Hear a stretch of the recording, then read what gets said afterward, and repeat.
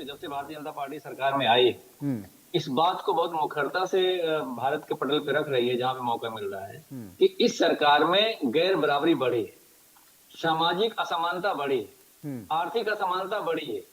और इसी बात को जो ये बिल आया है उसमें पहली लाइन में ही लिखा हुआ है कि धर्म के आधार पर कोई भेद हो रहा हो, नस्ल के आधार पे हो रहा हो, जाति के आधार पे हो रहा हो, लिंग के आधार पे हो रहा हो, जन्म स्थान के आधार पे हो रहा हो, तो इसी बात को हम कह रहे थे कि हो रहा है। अब इसको बिल के माध्यम से जो इस समय भारतीय जनता पार्टी की जो केंद्र की सरकार है वो ये बात की पुष्टि कर रही है कि जो हम बार बार कह रहे थे कि विश्वविद्यालयों के अंदर धर्म के आधार पर, जाति के आधार पर, लिंग के आधार पर, जन्म स्थान के आधार पर भेदभाव हो रहे हैं और बहुत बड़े पैमाने पर हो रहे हैं। रोहित वेमुल्ला का नाम सभी लोग जानते हैं। नियुक्तियों में अगर आपने देखा होगा कि आज भी विश्वविद्यालयों में एनएफएस जो लगते हैं सिर्फ अन्य पिछड़ी जाति, शेड्यूल ट्राइब और शेड्यूल कास्ट के पदों पर ही लगते हैं, ईडब्ल्यूएस या फिर समण के पदों पर नहीं लगते हैं। तो वहां भी भेदभाव का शिकार हो रहे हैं लोग। तो इसका मतलब इस बात की ये बिल इस बात की पुष्टि करता है कि इस देश में जब से बीजेपी की सरकार आई है, पिछड़ों पर, दलितों पर, अनुसूचित जातियों पर, महिलाओं पर और दिव्यांग जनों पर अत्याचार बढ़े हैं, खास करके उच्च शिक्षण संस्थानों में, जो इस बिल की पुष्टि करता है। तो हम तो ये चाहते हैं कि भारतीय जनता पार्टी दरअसल बहुत चतुराई से क्या करती है कि डिस्कशन के डिस्कोर्स को चेंज कर देती है। आज हम रोजगार की बात ना करें, नियुक्तियों में जो आरक्षण है आप भी जानते हैं, मैं भी जानता हूं, केंद्रीय विश्वविद्यालय हो चाहे स्टेट के विश्वविद्यालय हो, उसमें जो प्रोफेसर पे आप देखोगे पिछड़ों की जो स्थिति है या दलितों की जो स्थिति है मुश्किल से 3 से 4% है, जबकि दोनों मिला करके कम से कम 50% होने चाहिए थे। एसोसिएट प्रोफेसर की लगभग वही स्थिति है। हाँ, असिस्टेंट प्रोफेसर पे थोड़ी संख्या आपको मिलेगी और वो बीजेपी पूरा जोड़ के बताती है। तो उससे क्या फायदा होता है कि जब आप असिस्टेंट प्रोफेसर लेवल पे एंट्री कर भी लेते हैं, प्रोफेसर बनते बनते इतना टाइम हो जाता है कि आप वाइस चांसलर बनने की लाइन से बाहर ही हो जाते हैं। तो जो पिछड़ी जाति के लोग हैं, अनुसूचित जाति के लोग हैं, अनुसूचित जनजाति के लोग हैं, दिव्यांग जन हैं, वो वाइस चांसलर के लिए से बाहर ही चले जाते हैं, क्योंकि प्रोफेसर बनने में समय लगेगा, फिर वहां रोका जाएगा, प्रमोशन नहीं दिया जाएगा, फिर पोस्ट प्रोफेसर 10 साल का एक्सपीरियंस मांगा जाएगा। इसी वजह से आपने देखा होगा उत्तर प्रदेश में खासकर जितने विश्वविद्यालय हैं 90% जगहों पे सवर्ण लोग वाइस चांसलर हैं और वो वाइस चांसलर हैं, इसी वजह से अन्याय हो रहा है। तो मोटी मोटी बातें हो गई कि इनके रहते तो न्याय हो नहीं सकता। तो ये जो बिल है भारतीय जनता पार्टी जानबूझकर चालाकी के साथ लाई है ताकि डिस्कशन का मुद्दा ही बदल जाए। जो चीजें हमारे पास अवेलेबल है हम उसका इस्तेमाल नहीं कर रहे। एससी एसटी सेल लगभग सारे विश्वविद्यालयों में है, लेकिन फिर भी एससी एसटी के साथ अन्याय हो रहा है, उसको नहीं रोक पा रही है जो यूजीसी है। तो मैं चूंकि तकनीकी शिक्षा से आता हूं, मैं उसका एक आपको फ्रेमवर्क बता दूं जी। उत्तर प्रदेश हो चाहे कोई और प्रदेश हो इस देश का, जहां भी तकनीकी विश्वविद्यालय है, जैसे उत्तर प्रदेश में एकेटीयू है, राजस्थान टेक्निकल यूनिवर्सिटी है, उत्तराखंड टेक्निकल यूनिवर्सिटी है, बिहार टेक्निकल यूनिवर्सिटी है, तो हर प्रदेश में लगभग एक टेक्निकल यूनिवर्सिटी है और उससे एफिलिएटेड कॉलेजेस हैं। तो जो एफिलिएशन है वो यूनिवर्सिटी देती है। यूनिवर्सिटी क्या कहती है कि हम सारे नाम्स का देख रेख करेंगे कि आपके पास लैंड कितना है, इंफ्रास्ट्रक्चर कितना है, फैकल्टी क्या है, क्वालिटी क्या है। अब वो तो एक देख रेख करने वाली संस्था बन गई। अब उसके बाद उसके जस्ट ऊपर all India council for technical education बना दिया गया और ये बताया कि ये क्वालिटी को इंश्योर करेगा पूरे देश के अंदर जितने भी तकनीकी संस्थान होंगे। अब एआईसीटी के अंदर भी ग्रेवेंशियल है, मैं आपको बता दूं, और मैं उस ग्रेवेंशियल में 10 बार अपीयर हुआ हूं किसी मसले को लेकर के, भेदभाव को लेकर के, लेकिन जो नतीजा आता है नतीजा सुनने के बराबर होता है। अब एक गवर्निंग बॉडी थी आपकी स्टेट की यूनिवर्सिटी, टेक्निकल यूनिवर्सिटी, उसके ऊपर आपने बैठा दिया एआईसीटी और जो बहुत सारे वैसे कोर्सेज हैं उसके अंदर यूजीसी भी आता है, हालांकि टेक्निकल में इसको छोड़ भी सकते हैं। फिर इन्होंने क्या करा कि उसके ऊपर एक बना दिया नैक, कि नैक क्या करेगा, वो भी क्वालिटी को इंश्योर करेगा। फिर उसके बाद क्या कर दिया, बना दिया NBA, national board of accreditation, और इन सब के ऊपर धर्मेंद्र जी बैठा हुआ है एजुकेशन माफिया, जो कहीं ना कहीं इन तमाम संस्थानों को अपने इशारों पर भी नचाता है। वो भी सबने देखा, वो भी एक बहुत बड़ा गिरोह है जिसे मुझे लगता है कि दशकों से वो खत्म नहीं हो पाया। प्रोफेसर परवेश चौधरी हमारे साथ मौजूद हैं। परवेश जी, जरा आपकी भी राय हम जानना चाहते हैं, क्या कहेंगे आप? तो ये कहूंगा कि सरकार ने एक अच्छा निर्णय लिया है, क्योंकि सरकार ने कहा कि हम एक समतापूर्ण वातावरण का निर्माण करना चाहते हैं देश में, एक समरसतापूर्ण वातावरण का निर्माण करना चाहते हैं देश में। और सरकार की जो पॉलिसीज हैं आपको दिखेंगी, मोदी गवर्नमेंट की जो पॉलिसीज हैं वो गरीब हित में ज्यादातर केंद्रित पॉलिसीज हैं, चाहे चाहे उनके लिए टॉयलेट्स बनाने का विषय हो, चाहे उनके लिए घरों को बनाने के विषय हो, ये तमाम सारे इश्यूज हो। और क्योंकि शैक्षणिक संस्थानों में समस्याएं तो होती हैं, शैक्षणिक संस्थानों में समस्याएं नहीं होती तो सरकार को इस प्रकार का कानून लाना नहीं पड़ता। अगर समाज स्वेच्छा से इस जाति भेद का को निषेध कर दे, समाज स्वेच्छा से जाति भेद को निषेध कर दे, तो कानून लाने की आवश्यकता नहीं है, कोई आवश्यकता नहीं कानून लाने। कानून लाने की आवश्यकता तब पड़ती है जबकि समाज के लोगों की मानसिकता के अंदर ये जाति का जहर भरा होता है, जहां पर वो असमानता की बात करते हैं, असमानता में विश्वास करते हैं। ठीक है, जो जन्मना जयते अपने आप को उस वर्ग का मान लेते हैं, ये जो विषय है ये समाज में अगर नहीं रहता तो इस तरह के कानून लगाने की आवश्यकता नहीं थी। और क्योंकि आपको मालूम है, नरेंद्र मोदी जी ने अपने पहले ही भाषण में बात कही कि हम एक समरस समाज का निर्माण करना चाहते हैं, सर्व कल्याणकारी समाज को बनाना चाहते हैं जो सबके हित के अंदर हो।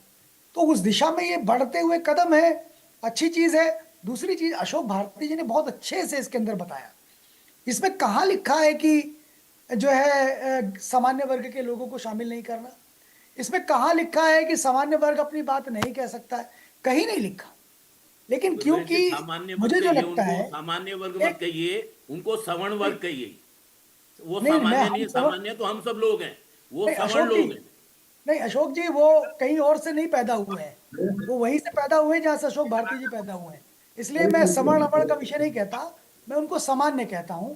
और उस सामान्य में भी ईडब्ल्यूएस जो है, ईडब्ल्यूएस जैसी कैटेगरी और सरकार ने निर्माण करी, जिसमें सामान्य वर्ग ही आते हैं।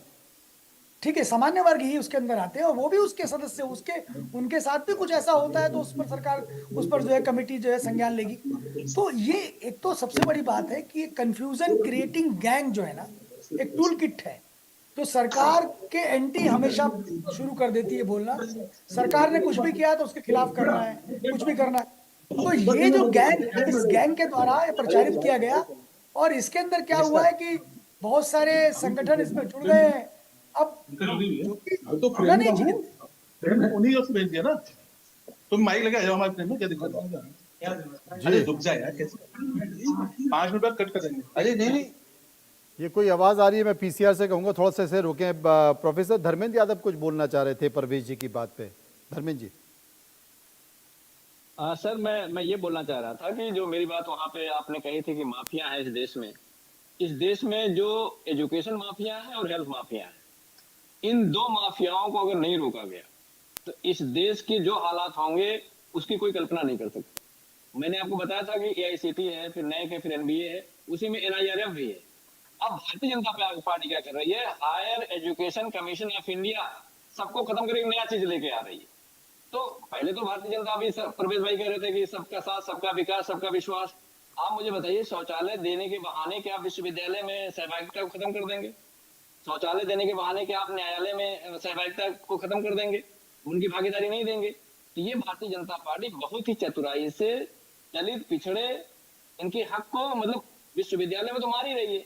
हायर एजुकेशन में आप देखिए इतना बुरा हालात है कि किसी भी भर्ती में आप जाएंगे पद इतने निकाल लेंगे, रिजर्वेशन ना देना पड़े। वो बात का विषय है, लेकिन मुझे लगता है कि अभी हम इस नियम के बारे में चर्चा कर रहे हैं क्योंकि इसमें परवेश जी भी कह रहे हैं, इसमें अशोक भारती भी कह रहे हैं कि भाई भ्रम फैलाने की कोशिश हो रही है। कहीं भी इस बात का जिक्र नहीं है कि उसमें सामान्य जैसी चीजें हों, लेकिन बावजूद इसके ऐसा किया जा रहा है। अशोक भारती मेरे साथ मौजूद है। अशोक जी, बहुत से ऐसे दलित और आदिवासी संगठन हैं वो विरोध कर रहे हैं कि भाई अब जो नया यूजीसी का जो नियम आया है उसमें ओबीसी वर्ग को भी जोड़ दिया गया है, ये गलत है, इससे हो सकता है कि हमारे अधिकारों के पर असर पड़े। अशोक जी। कि वो कुछ गिनती के गिने चुने लोग होंगे जो ऐसा कह रहे होंगे, लेकिन मैं एक बात जो कहना चाहता था जी, जो दिव्यांग की श्रेणी है, जो महिला की श्रेणी है, क्या वो सारे schedule caste, schedule tribe, OBC होंगे? जी, हमारा असेसमेंट ऐसा है कि दिव्यांग श्रेणी के अंदर। मैं आपको रोकना चाहता हूं अशोक जी, मैं रोकना चाहता हूं क्योंकि ये यूजीसी का जो नियम आया है इसे लेकर एक एसडीएम ने इस्तीफा भी दे दिया। उत्तर प्रदेश के एसडीएम इस्तीफा दे दिया। अलंकार जी इस वक्त हमारे साथ मौजूद हैं। अलंकार जी हमारे साथ जुड़ गए हैं। अलंकार जी, ऐसी क्या नाराजगी है कि यूजीसी का नियम आया और आपने इस्तीफा दे दिया?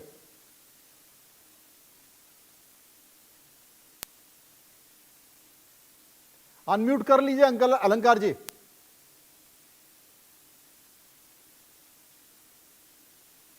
अलंकार जी अपने मोबाइल को एक बार अनम्यूट कर लीजिए।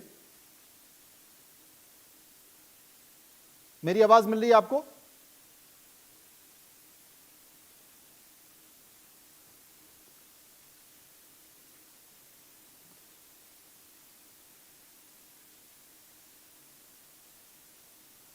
असल में अशोक जी ये जो नियम आया है, इस नियम को लेकर एक एसडीएम ने इस्तीफा दे दिया। आ गए अलंकार जी, आ गए, आगे सुन लेते हैं उनको, अलंकार जी पंडित जी हाँ को सुन अलंकार लेते जी हैं। मेरी आवाज मिल रही है आपको?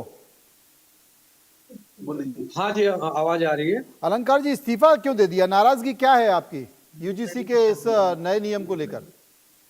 देखिए, जो आप जानते ही हैं कि जो पिछले कुछ समय से उत्तर प्रदेश जो सरकार में जो ब्राह्मण विरोधी विचारधारा के तहत कार्रवाई हो रही है, कई घटनाएं ऐसी हुई हैं जिसके बारे में अभी नहीं, अब जो संक्षिप्त में जो 2 घटनाएं जो मैंने वर्णित की हैं, एक जो भी जो माघ जो मेला है उसमें मौनी अमावस्या में जो हमारे ज्योतिष पीठ ज्योतिर्मठ के शंकराचार्य श्री जो अवैध मुक्तेश्वर जी महाराज थे, जो बटुक जो ब्राह्मण शिष्य थे, उनके साथ मारपीट की गई और उनकी शिखा को पकड़ के जमीन में घसीटते हुए पीटते हुए ले जाया गया, एवं साथ में एक वृद्ध सन्यासी को लात घूसों और पैर से पीटते हुए मारा गया। एक तरीके जो ब्राह्मण समाज के लिए शिखा जो चोटी होती है वो सनातन संस्कृति का और धार्मिक संस्कृति का जो प्रतीक है। और ये रीवा में जो ब्राह्मण समाज के व्यक्ति ने यादव की चोटी उखाड़ के फेंक दी। हेलो, हाँ अलंकार जो जी शिखा ये का आप इतना सम्मान दलित करते चिंतक हैं, एक ब्राह्मण ने अशोक यादव भारती की दलित चोटी उखाड़ चिंतक दी रीवा हैं, में। वो आपसे कुछ पूछ रहे हैं। नहीं देखिए, मैं तो इन 2 इश्यूज की बात कर रहा हूँ, मुझे इन दोनों घटनाओं के अलावा मुझे किसी से मतलब नहीं है, मैं तो इन इश्यूज पे चर्चा करने आया हूँ। ऐसे कैसे होगा भाई? अरे अशोक जी, अरे अशोक जी उनको अपनी बात को पूरी करने दीजिए। एक बार यूजीसी पर, अशोक जी यूजीसी पर नियम पे उनकी नाराजगी क्या है, कैसे डिस्क्रिमिनेशन हो रहा है, एक बार उनको सुन लेते हैं, उसके बाद चर्चा करेंगे। हाँ अलंकार जी, यूजीसी के जो रेगुलेशन जो 13 जो जनवरी को जो यूजीसी रेगुलेशन 2026 जारी की गई है, हाँ। उसमें एक तरीके से जो सामान्य वर्ग के जो छात्र छात्राएं हैं उनको स्वघोषित जो अपराधी मान लिया गया है। यदि किसी जो सामान्य वर्ग का बेटा या बेटी है और बेटा बहुत अच्छा पढ़ाई में अव्वल है, अच्छा कर रहा है, तो किसी से द्वेषपूर्वक ईर्ष्या में कोई भी एक फर्जी शिकायत कर देगा और समता जो समिति है उसके सामने पेश होगा और दोनों लोग मिलकर उसका शोषण करेंगे। इसी तरीके से यदि कोई बेटी है सामान्य वर्ग की, उस पर कोई अगर बुरी नजर है किसी लड़के की, तो एक फर्जी निराधार शिकायत करा के समता समिति के समक्ष पेश कर सकता है, उसका फिर से शारीरिक और मानसिक शोषण कर सकता है। एक तरीके से ये बहुत ही भेदभावपूर्ण वाला जो ये रेगुलेशंस आए हैं, इससे भविष्य में आने वाले एक तो जो आपस में विषमताएं बहुत बढ़ेंगी, आगे जो बच्चे हैं सामान्य वर्ग के बच्चे खासकर इनमें जो आत्महत्याओं जैसी घटना जो बढ़ती जाएंगी। नहीं लेकिन अलंकार जी जो समिति है उस समिति में तो ईडब्ल्यूएस भी है, उस समिति में विकलांग श्रेणी भी है, तो दोनों में सामान्य वर्ग के लोग आ सकते हैं। आप वो देखिए उसमें जो जातिगत आधारित भेदभाव है उसमें देखिए किन किन जातियों का नाम लिखा है, तो क्या भेदभाव किसी अन्य जाति के साथ नहीं हो सकता है? मतलब आपका ये मानना है कि उसमें सामान्य वर्ग का भी सदस्य होना चाहिए उस समिति में, जिसका जिक्र नहीं समिति किया। होनी क्यों चाहिए? जब अनुशासन समिति होनी चाहिए। अरे बच्चे जब पढ़ने जाते हैं क्या हम उसमें जात पात करने के लिए भेजते हैं? हम उनमें दोस्त बनाने के लिए भेजते हैं। जब वो निकल के आए क्या हम लोग के क्या जो SC ST community, OBC community, general community के जो ब्राह्मण बनिया वैश्य या कोई और वर्ग है, क्या हमारे मित्र नहीं है? क्या हम इस आधार पे हम जो विश्वविद्यालय में जाके दोस्ती करते थे कि विभिन्न जो सब ग्रुप में बट जाए और बाद में हम एक दूसरे के दुश्मन बन जाए? नहीं तो आपको इतना बुरा लगा अंकल अलंकार जी कि आपने इस्तीफा दे दिया अपने पद से? आप कोई चिट्ठी लिख देते हैं? तो एक प्रक्रिया है, देखा जाए तो जो होगा हाँ? वो भी इस पर कुछ नहीं बोल रहे थे काफी समय से, और ब्राह्मण समाज में जितना भी उत्पीड़न हो रहा है पिछले 2-3 साल में आप देख रहे होंगे, अब जब कोई बोलने को तैयार नहीं, किसी न किसी को आगे आकर इस चीज पे बात रखनी पड़ेगी। नहीं तो आपके इस्तीफे से क्या सरकार जाग जाएगी? अब ये तो सरकार के ऊपर है कि वो जागती है, नहीं तो इस समय जो सामान्य वर्ग है वो सरकार के अगेंस्ट है। इस समय सरकार के पास जो है कॉन्फिडेंस नहीं है अल्पमत में।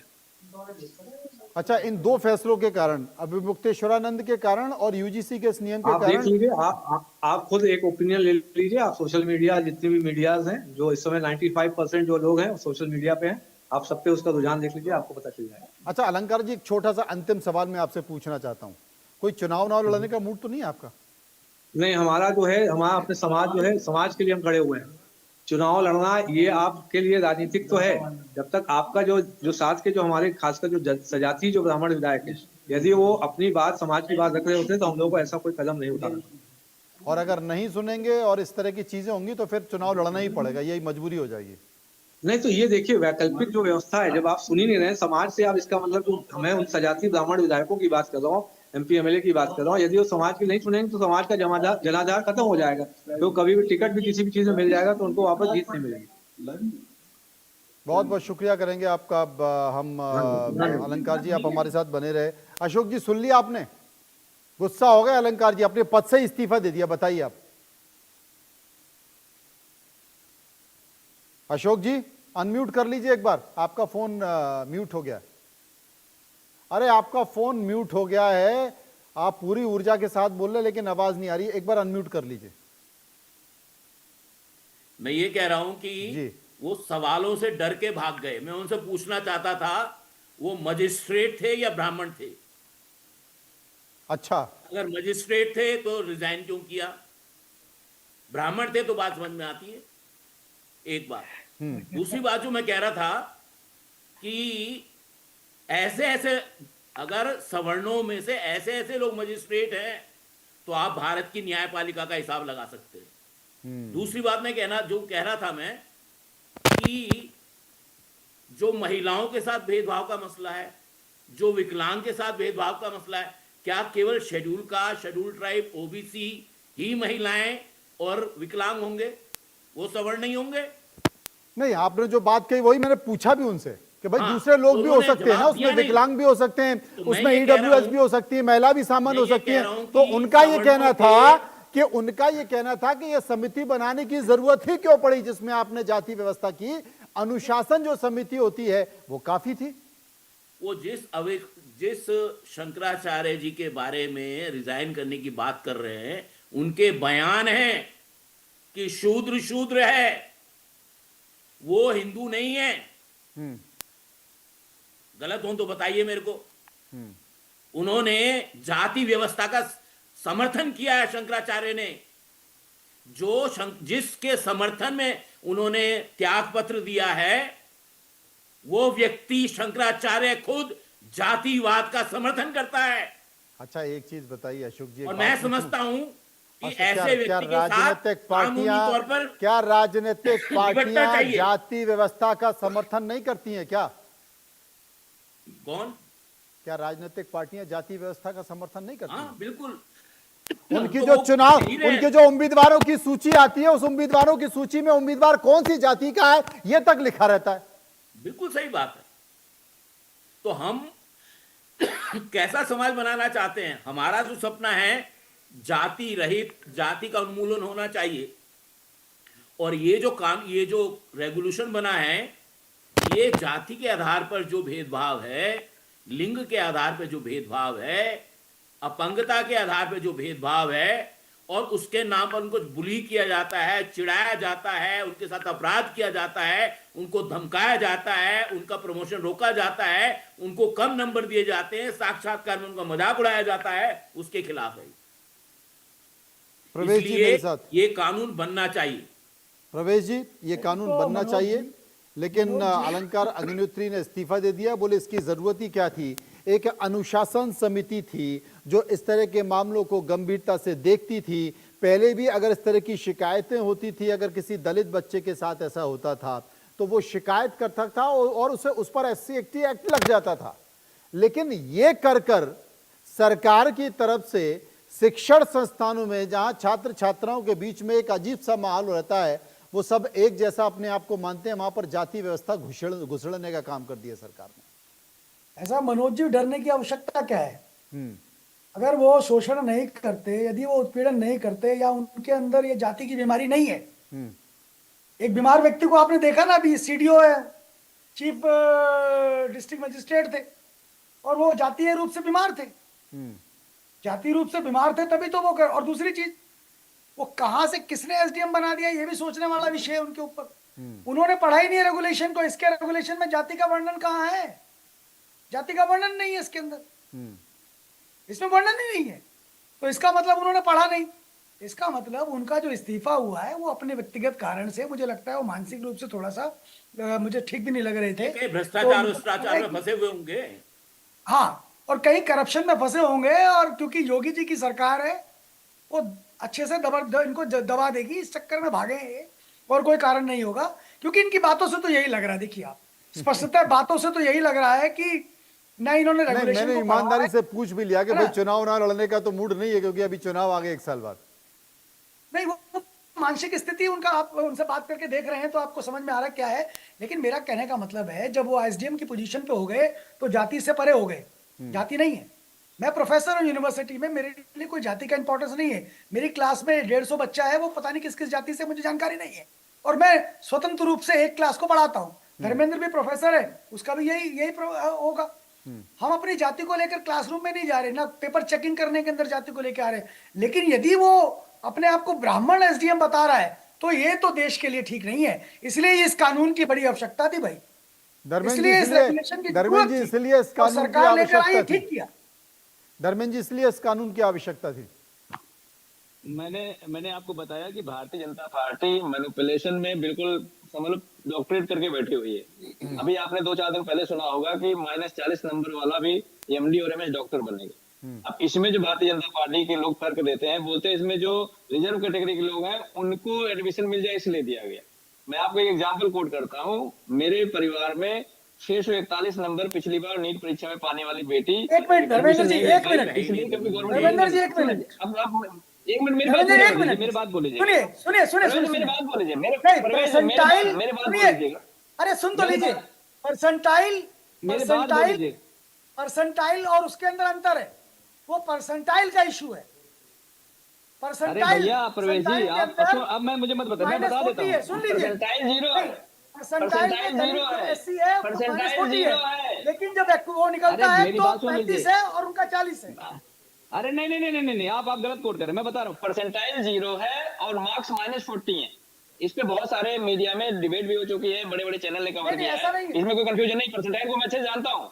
जो ऐसा नहीं टॉपर है। होता है किसी भी सब्जेक्ट में, अब मैं -40 बता है रहा हूँ, परसेंटाइल परसेंटाइल। बता देता हूँ ना, मैं आपको बता देता हूँ ना।